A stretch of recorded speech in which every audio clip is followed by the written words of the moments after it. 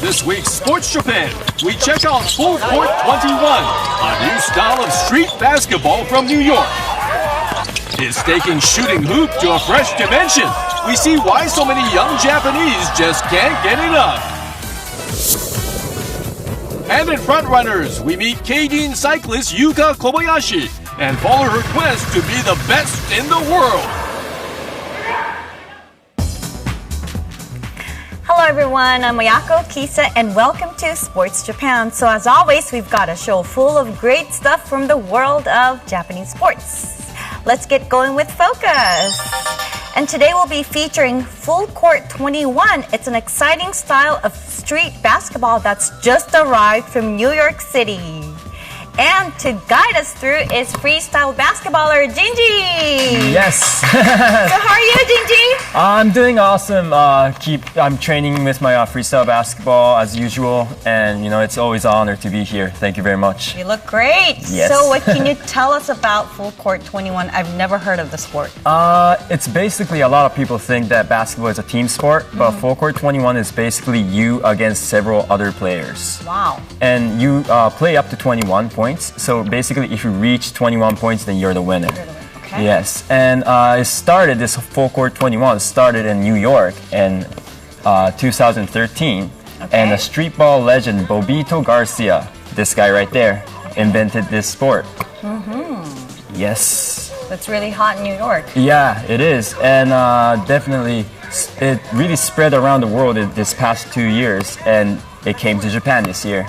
So have you ever played the sport, Gingi?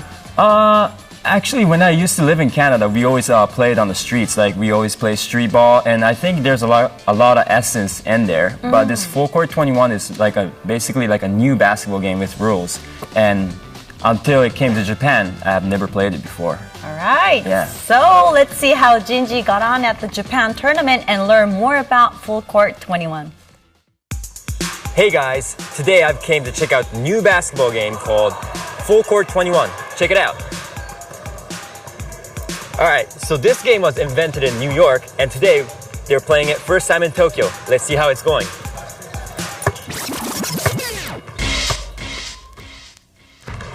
The grounds of an abandoned school in the heart of Tokyo is the location for the Full Court 21 Tokyo tournament. The old rings and ivy-covered buildings create a gritty urban feel.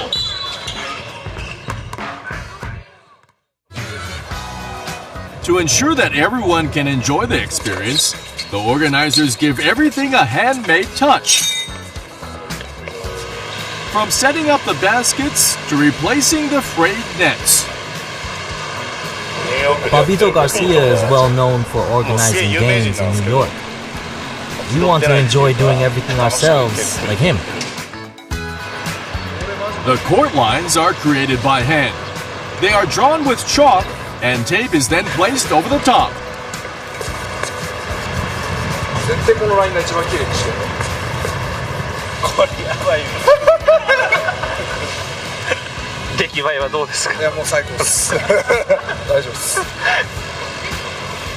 The essence of Full Court 21 is about freedom and having fun, in line with its origins as a street sport.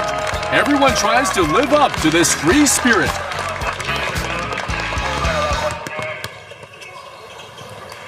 Okay, so for this Full Court 21, the rules are really interesting. They're playing half court right now. So each court, they have 5 players. And the player that has the ball, basically is the only offense that can go to the goal. And the other 4 people are playing defense. It's always a 1 versus 4 basketball tournament.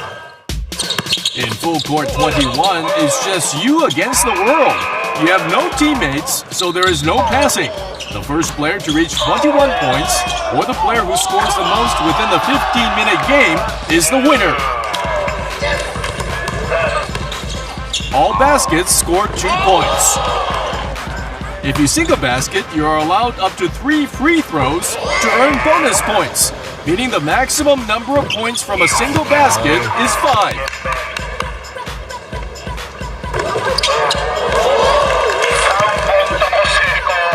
But throwing an air ball is strictly penalized. If you don't hit the rim, you lose all your points.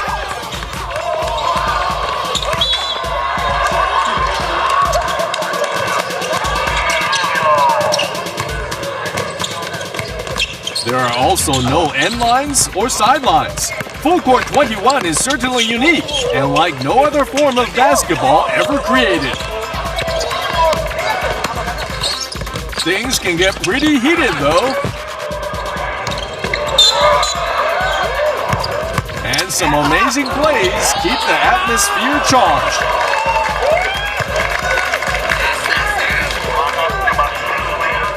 The MC calls for Gingi to join the action.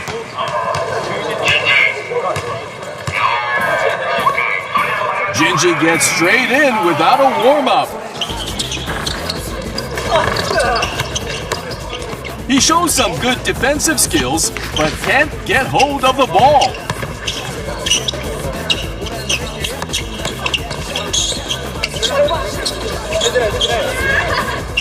His frustration gets to him, and he commits a foul.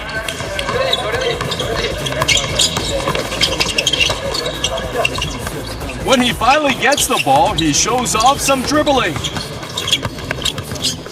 But before long, he fouls out and has to leave the court.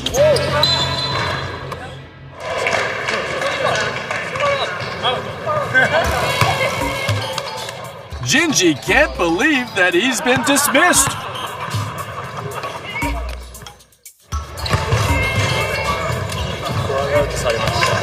I got fouled out. ちょっとラフプレーが過ぎたと。 Playing Full Court 21 for the first time was a lot tougher than Gingi imagined. Some of the experienced players gave him their views on the game. How was it today? It's a really hard sport. It's just you against everybody else. You need to be very skillful and have the technique to get past people by yourself. There are no lines. That means you can go where you like. Everyone seems to run a lot. Don't you find yourself going outside the usual court area? I suppose so, but you just want to get the ball. It's not like standard basketball. Playing with an odd number like 1 against 2 or 1 against 4 is unusual. If Full Court 21 gets more popular, I think kids will start playing it more during breaks at school and in the street. Yes. Yeah, it was really embarrassing. You were struggling. Yes, well, the quality was really, really high. We had like a lot of good players there, and a lot of them were really fit. They were like powerful and really aggressive. And like if they went up for an alley-oop or even a shot, like I couldn't defend them. I couldn't get the rebound. They were like too big. You know, I need to work out more to play in that league. So I guess you got to be really sharp and fit and tough. Yes, definitely. All right. So like you said earlier, Full Court 21 is all about individual play and definitely not a team sport. Yes, it's really different from a normal basketball game. Like you said, it's all about basically you're playing with several other players and you're playing as an individual. Right. So you really need to be aggressive and also you need to score and you need to have the motivation to run to the goal. So you're really on your own. Yes, it was really a tough game too. And I was really interested in why he brought in Full Court 21 into Japan. So I asked the organizer why he brought the Full Court 21 in Japan. All right. Yeah. Japanese people really love to work as a team, so they pass the ball a lot in basketball. With Full Court 21, there's no passing at all. I think individual play is an element that Japanese players generally lack. That's what I'd like people to focus on. So Japanese people can gain better offensive skills by playing this game. Yes, that's in our plans. Yes. Well, like you said, so Japanese people are really good with teamwork and all those passworks and all kind of like working together kind of thing. But like I said, Full Court 21 is more about individual player and like individual skill. So I think it's a really big difference. Right. So I guess you could say it's a great way to improve your individual skills to help the team. Yes, that's definitely right.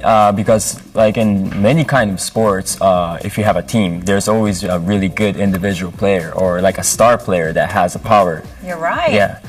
And I think it's a really good approach to, create those kind of basketball players through this new Full Court 21 games. I bet. Yeah. Okay, so now we understand how Full Court 21 works. Let's check out the Japan final and see some top players in action. Dribbling past a packed defense. And making your baskets count. To win in Full Court 21, you need lots of skill and tons of stamina. Play quickly switches between defense and offense. And as you have no teammates to bail you out, you need the ability and guts to do everything yourself. Exhaustion can make your shooting sloppy. Knowing how to preserve energy and avoid simple mistakes is vital.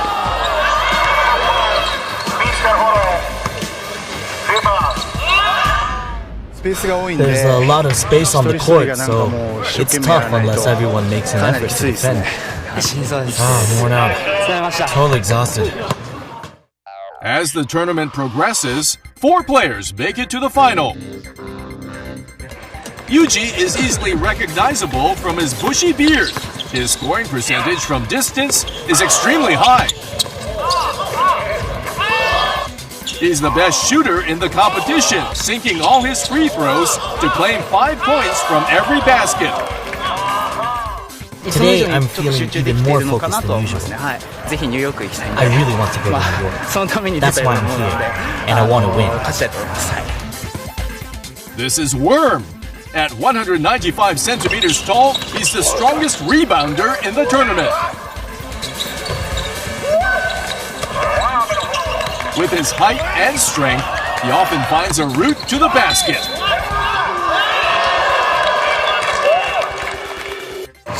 I'm the tallest player, and I'm pretty strong. That's my advantage. Shu is a high-speed dribbler who can blast through his opponents.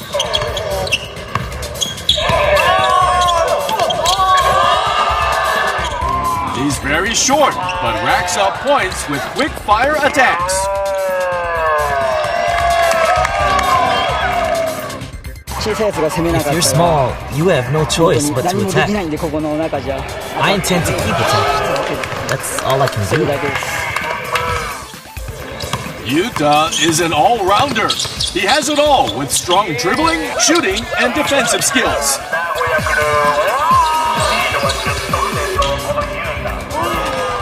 He's in great shape and has the stamina to keep going right to the end. I want to keep my defense solid. If I can steal the ball, I can drive to the hoop. All 4 players get ready to battle it out for the title of Japan's first ever Full Court 21 champion and the chance to compete in New York City.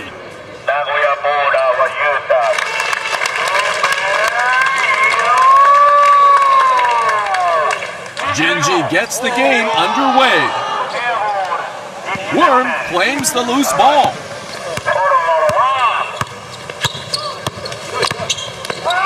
He's fouled, but still manages to score. Shu then dazzles with some fine dribbling, and with a layup, gets on the scoreboard too. Worm makes full use of his height advantage and starts to dominate play beneath the hoop.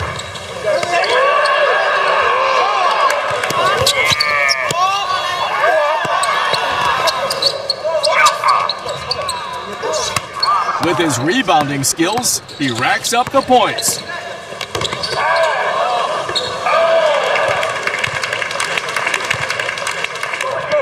Yuta then shows off some great individual play. Yuji also tries to get in the game with a fast attack. And just before the first half is up, he scores 2 free throws to put him on 7 points. But it's Worm who finishes the first half in front with a 4-point lead on 11 points. The second half gets underway. Chu, the skilled dribbler, soon picks up a rebound, and with some aggressive attacking, he closes in on the leaders. After scoring, he takes his free throws. Unfortunately, he throws an air ball and loses all his 7 points, making his quest for the title virtually impossible. Yuji then begins to make his mark.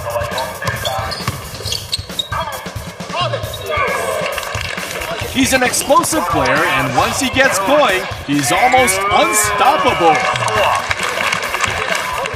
He lands a free throw to snatch the lead from Worm.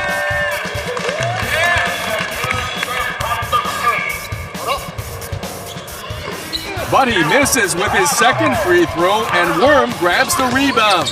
He powers his way down the court and goes into the lead again. Worm can smell victory and starts to turn on the style with the energy he's been saving. Even when tightly marked, he's just too strong.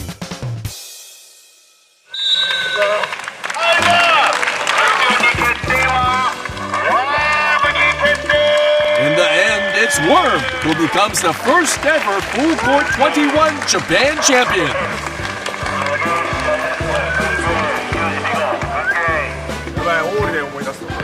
He books his ticket to the World Championships in New York to play for Japan.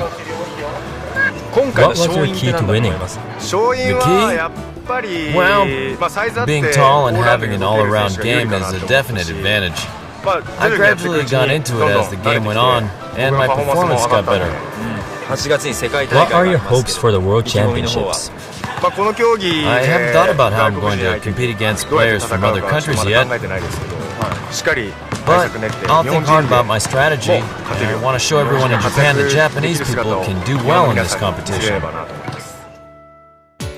Some very cool players in the final. Yep. So Gingi, tell me about Worm, the first ever Japan champion. Worm. Actually, he is a pretty famous street ball player in Japan already, but I think his strong points are he's really high. He's almost 2 meters. And he has extremely long arms and legs, and also he's really aggressive with his basketball plays. Yep. So as a matter of fact, Worm is also a pro in Japan's 5-on-5 league, and he also plays for the Japan national team in the 3-on-3 competition, right? That's right. Yeah, well, he's playing in the professional league, and he's also, like I said, a famous street ball player. So with his defense skill and offense skill, I think he'll do a really good job in the World Finals too. He's really dominant. Yes. So I heard that there was also an exhibition game involving female players at the Japan tournament. Yep. The female tournament was really extremely high level too. Was it? Yes, and like I was seeing them playing, they were saying that they don't really have a lot of tournaments to play in for Japanese women. And like playing street ball, girls playing street ball in Japan, they don't really have a lot of competition. So I think this is like one big opportunity for the girls street basketball players too. You're right.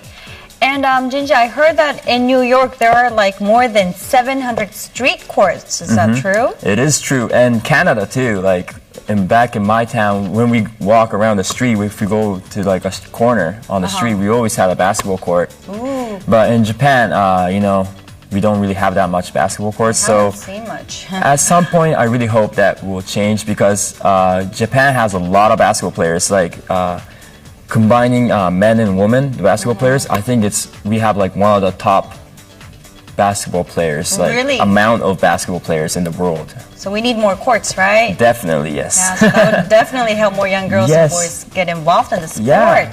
Okay, so let's move on with frontrunners. So this week we look at the cycling sport of skating and follow a female rider who's determined to win Japan's first ever Olympic medal at the Rio Olympics next year. This cycling track in Tokyo is the location for a women's skating event. With her powerful thighs, forged through hours of training, Yuka Kobayashi prepares to race. The 21-year-old made her debut in May last year. In the event, 7 cyclists race 4 times around a 400-meter banked track.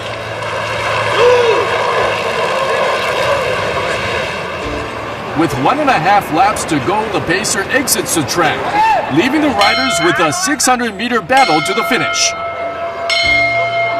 Kobayashi immediately hits the front and stays there until the finish line.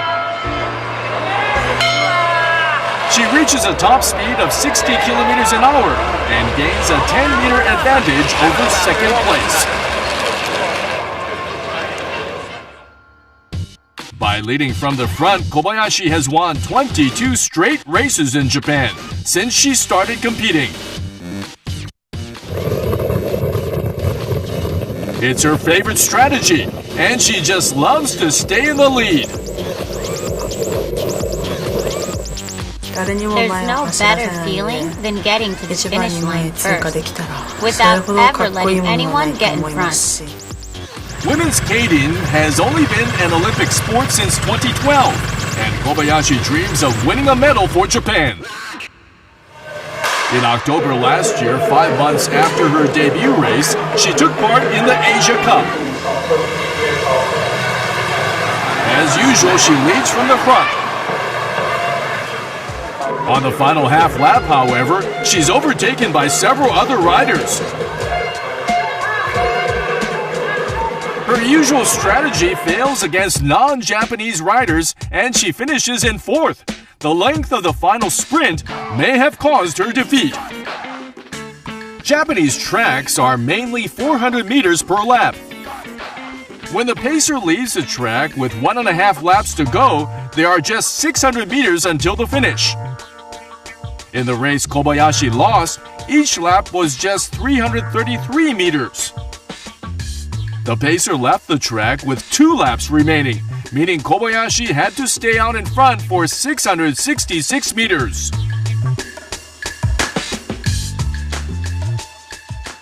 She had to withstand the air resistance at the front for 66 meters longer than what she's used to in Japan. In contrast, the other riders saved energy by riding in Kobayashi's slipstream. As a result, they overtook Kobayashi in the closing stages. A month after the Asia Cup race, Japan's national team hold an intensive training camp. Kobayashi's coach scrutinizes her form. You need to stand on the pedals. There are no gears to shift on Keirin bikes, so standing on the pedals is effective for increasing speed. But Kobayashi can't accelerate as fast as she'd like to and can't overtake the rider in front. Instability is the problem. When Kobayashi stands up, she sways a lot to the left and right, preventing good power transmission to the pedals. I feel I can go faster if I stay in the saddle. That might work for domesticating, but if another rider has stronger sprinting skills in international competition, they'll leave you behind. The coach's advice goes against what Kobayashi is used to.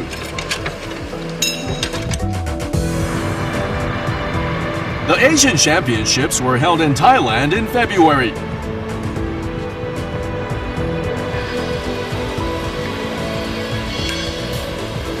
The top riders are mostly from Hong Kong and mainland China. Despite making her debut just last year, Kobayashi is already ranked 36 in the world.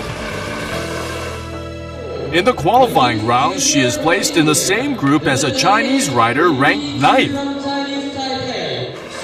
Hit the front with 1.5 laps to go. After losing her previous race by going all out for the final 2 laps, Kobayashi decides to try what she did in training.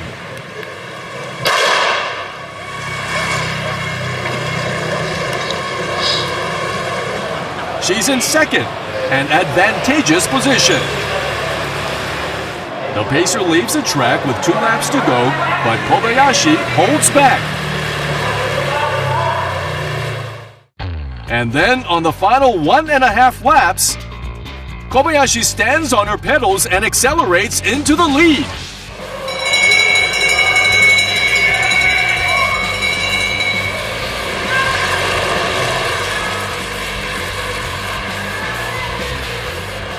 But her Chinese rival overtakes.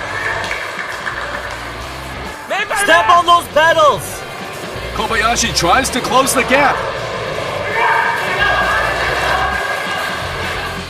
But she just fails to reach the Chinese girl.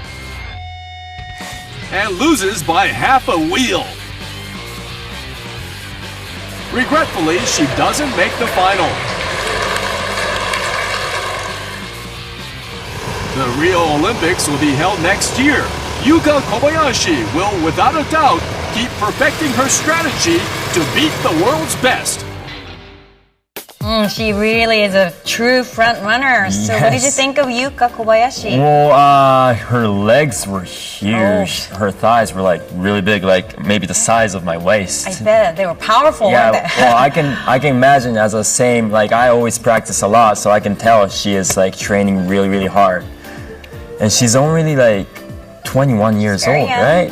And it's her first year in winning 22 competitions. That's amazing, I think. She's doing great abroad too. Yes, and definitely I gotta be like that. I really want to be successful with my freestyle basketball outside of Japan. So, like watching these kind of young Japanese athlete really gives me power. So, Yeah. I'm really proud. Right. She's amazing. All the luck to Worm. Yes, He's gonna definitely. be competing in the U.S., right? Yes, the first full court 21 game, and I really can't wait how well he's gonna do. Because a lot of like outside of Japan, street ball, like the level is really, really high. So until now, like Japanese people really kind of struggled, but Right. I'm pretty sure Worm will change this. I bet. So, Yes. Gingi, thank you for joining us. Thank you very much. And thank you everybody for watching Sports Japan. Yes. And we'll see you next time. Okay. Here we go.